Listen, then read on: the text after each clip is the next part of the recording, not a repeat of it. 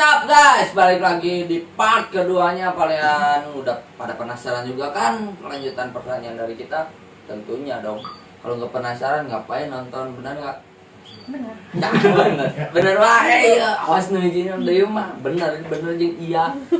Jadi kalau kalian tadi nonton di part ke-1-nya, pertanyaan kelanjutan dari part yang ke-1, langsung aja ditanyakan kepada Wasikum sendiri ya. Mana izin?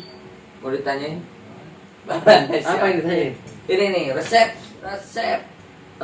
Anda sebagai wakil sekretaris umum merealisasikan target dan capaian tersebut. Resep Ya. apa tuh? Resep makanan. Bukan resep yang tadi dari pertanyaan yang dari part 1. Ya. Resep untuk merealisasikan target dan capaian tersebut. 1. Terkait pemahaman organisasi, saya balik lagi nih, ya kan? Bagaimana Dewan Pimpinan Pusat memahami bagaimana berorganisasi dan cara menggunakan organisasi dengan cara dan baik dan benar. 1. Kedua, kami sedang mengajukan dana kepada pemerintah, khususnya pemerintah pusat, pemerintah daerah, dan pemerintah kabupaten kota, gitu kan, baik tingkat provinsi maupun tingkat kabupaten kota, untuk memberikan kepada kami itu minimal latihan dasar kepemimpinan. Kedua, bagaimana sih berbangsa dan bernegara? Bagaimana sih kita sebagai masyarakat yang baik? Bagaimana sih kita mencermati bahwa organisasi pentingnya itu apa sih? Kita sedang upayakan, walaupun ada simpang siur dan lain sebagainya. Saya harap itu sebagai bumbu-bumbu organisasi itu biasa. Tapi kami berjuang di sini, Dewan Pimpinan Pusat Ekstensi Indonesia, untuk mencerdaskan kader-kader kami, khususnya untuk keluarga besar Ekstensi Indonesia, kita sendiri dan masyarakat umum. Mungkin demikian mungkin resepnya, karena balik lagi ke belakang tadi ke part 1 bahwa kita tuh memang organisasi besar, organisasi cukup tua, 38 tahun. Tapi ibaratnya seorang manusia, kita tuh ibaratnya bayi yang masih merah, bayi yang ingin belajar berdiri, bayi ingin belajar berbicara, bayi ingin belajar berdiri sendiri, dan sifat kami mandiri. Hanya kami butuh pembinaan dari pemerintah, baik itu tingkat pemerintah pusat, pemerintah provinsi maupun tingkat kabupaten kota. Itu sih yang jadi landasan utama kami sebagai Dewan Pimpinan Pusat untuk bagaimana edukasi, bagaimana berorganisasi yang baik dan benar. Itu saja. Yang penting jalinlah komunikasi dengan pemerintah, yaitu Forkominda di tingkat provinsi atau kabupaten kota, Forkomincap di tingkat kecamatan, sampai ke tingkat ranting, ke tingkat basis, ke tingkat akar rumput, Sampai ke chapter-chapternya yang kecil-kecil. Kita berbicara masalah organisasi masyarakat, mengedukasi bahwa chapter-chapter itu timbul karena apa? Ya saya tidak bisa sebut. Mereka juga berjuang gitu kan. Kalau kita berbicara ego, hanya beberapa keluarga besar yang ada dilahirkan atau tim bahasanya dulu ya. Saya tidak bisa sebut lah. Semua berjuang. Semua ibaratnya mengorbankan materi, imateri, waktu, keluarga dan segala macam. Jadi saya tidak bisa menyebut itu satu persatu. Bahwa kami adalah satu keluarga besar Ekstensi Indonesia. Tidak ada sekat penyekat di antara kita. Titik. Itu saja. Apakah udah terrealisasi belum itu semua? Balik lagi kepada pemahaman organisasi. Terrealisasi atau tidak? Bagaimana kami Dewan Pimpinan Pusat melakukan satu sosialisasi. Contoh 1, masalah kartu tanda anggota. Walaupun belum terrealisasi, tapi banyak yang sadar terkait pentingnya kartu anggota itu. Pentingnya apa sih? Kegunaannya apa ya kan? Apakah ada keterlibatan masalah permasalahan hukum yang bisa kita backup? Salah saja kita bela, apalagi benar. Ya, masalah terrealisasi atau tidak itu by proses. Balik lagi, kita itu bayi yang masih baru lahir, walaupun umur kita tua. Kembali lagi ke sana nih. Jadi kalau masalah pertanyaan tajam seperti itu, saya tidak bisa jawab secara detail. Karena apa? Kita satu tujuan, kita punya slogan arti penuh arti, namun apalah arti bila tidak suatu bukti. Kuat dalam persaudaraan bukan hanya slogan, tapi bukti nyata, bukti karya yang kami ciptakan. Tolong itu diberikan kepada edukasi di tingkat jajaran atau keluarga besar lainnya. Sehingga apa sih makna dari organisasi masyarakat eksistensi Indonesia itu sendiri perlu dipahami. Itu sangat dasar sekali gitu dalam berorganisasi. Terus mengenai kan EKTC Indonesia juga punya aplikasi. EKTC Indonesia Ya. itu buat bikin KTA juga kan? Ya. Apakah itu udah bisa diakses? Sudah bisa diakses. Saat ini kami sedang ibaratnya mencoba untuk merubah sistem agar lebih baik lagi supaya tidak ada kebocoran-kebocoran kepada pihak lain dan segala macam hal, karena kami seksi, karena kami memiliki ribuan massa. Di Kota Bandung saja mau ribuan massa, barometer saja Kota Bandung kan? Iya. Ya, Eksis Indonesia itu lahir dan besar di Kota Bandung. Tapi alhamdulillah kami memiliki sekarang ada di 18 provinsi, 58 kabupaten kota, di Asia pun ada. Lagi saya belum bicara. Aplikasi hanya sebagai bentuk untuk meminimalisir proses pendataan. Justru kami digitalisasi inilah. Kami memudahkan mendata anggota-anggota kami yang belum terakomodir, anggota-anggota kami yang belum tersosialisasi. Contoh aplikasi banyak di sana kegunaannya yang mungkin akan dirasakan sendiri, yang mungkin akan mandiri sendiri tanpa meminta-minta kepada instansi-instansi lain, swasta baik manapun juga, bisa berdaya guna dan berhasil guna untuk diri kita sendiri, keluarga dan masyarakat banyak. Tunggu tanggal mainnya aplikasi kami lebih daripada organisasi lain. Kita doakan. Selain itu juga kan di aplikasi juga bisa beli pulsa kalau nggak salah ya. Ya. Token listrik juga bisa. Betul. Jadi lebih gampang lah. Gak usah kesana Lebih gampang dan lebih murah. Iya. Nah itu murah bukan apa. Itu salah satu contoh manfaat berorganisasi yang baik. Nah. Terus manfaatnya juga banyak kan buat masyarakat. Contohnya Ya. ini juga mau beli token lebih murah. Pulsa murah. Murah. Makanya pakai aplikasi EKTC Indonesia. Bisa ada yang bertanya-tanya, naon sih kundana bagi masyarakat gitu. Udah terjawab semua ya. Kalau kurang terjawab, telepon saya aja sendiri, Ya. pribadi. Langsung Bisa aja pribadi komen. atau komen langsungnya di bawah bisa penasaran. Lanjut Enon. Nah, lanjut ke pertanyaan berikutnya. Oke, next. Apakah menurut Anda alur kinerja, struktur, tingkatan DPP, DPC, DPD, dan PAC sudah berjalan dengan baik? Menurut saya saat ini cukup baik ya. Dalam arti cukup, belum tentu baik, belum tentu sempurna. Karena balik lagi, eksistensi Indonesia itu kekurangan atau bukan bisa dibilang kekurangan ya. Ibaratnya sumber daya manusianya sangat terbatas. Makanya saya berbicara keras seperti ini untuk menyebarkan virus-virus kebaikan, virus-virus edukasi yang baik, bagaimana cara berorganisasi dengan baik. Ketika ada masalah hukum dan segala macam hal, itu nggak perlu namanya Dewan Pimpinan Pusat turun sampai tingkat akar rumput. Contoh di tingkat Kapolsek, tentu ada PAC-nya di sana. Di tingkat kota kabupaten ada Polresta atau Polrestabes di sana. Di tingkat provinsi ada Poldanya di sana. Mungkin kami khususnya untuk di tingkat nasional, yaitu Mabes Polri gitu kan. Jadi seluruh ada jenjangnya, semua ada jenjangnya, semua ada tingkatannya. Ya balik lagi kepada kita, mau belajar atau tidak. Kalau kita tidak mau belajar, ya sampai kapan EKTC Indonesia ini maju? Sorry, masalah maju kita sudah maju, masalah besar kita sudah besar. Apalagi yang harus kita ikut? Yaitu adalah ilmu pengetahuan yang harus kita perdalam. Banyak-banyaklah membacalah yang banyak-banyak.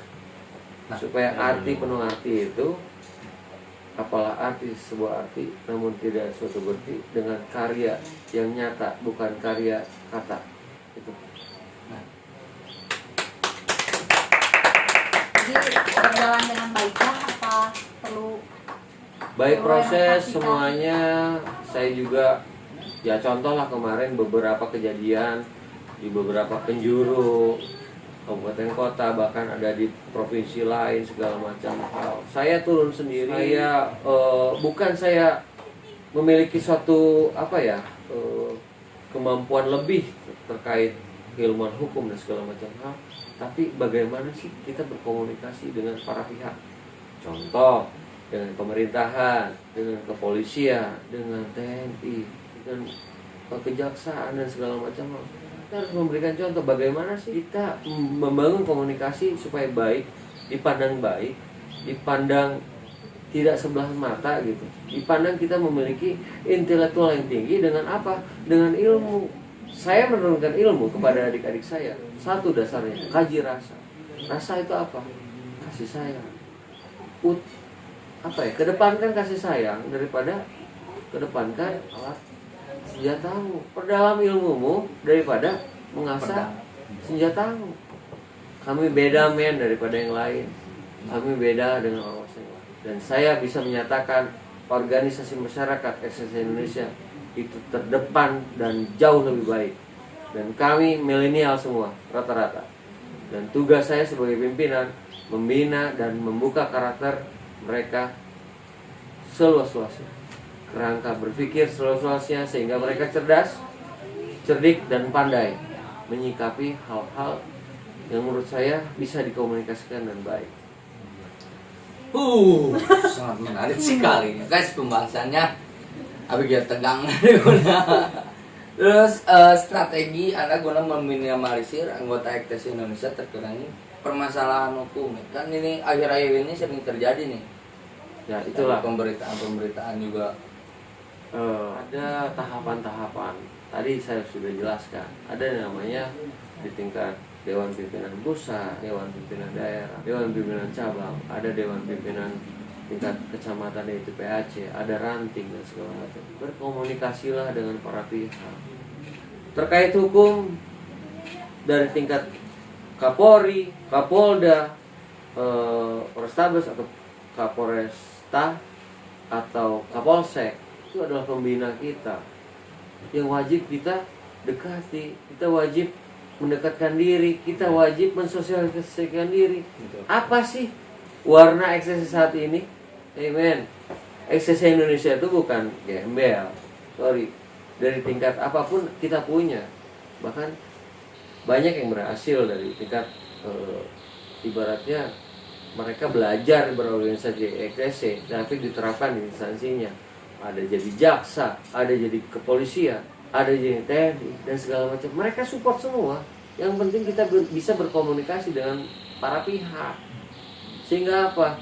Sehingga kondusivitas itu terjaga.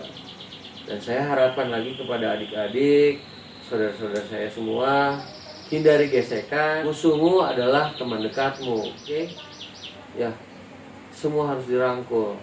Saya berbicara bukan diplomasi di sini, tapi ketika kita tidak bisa menjaga kondusivitas, kasihan yang namanya struktur pemerintahan. Bingung mereka. Contoh di Kota Bandung.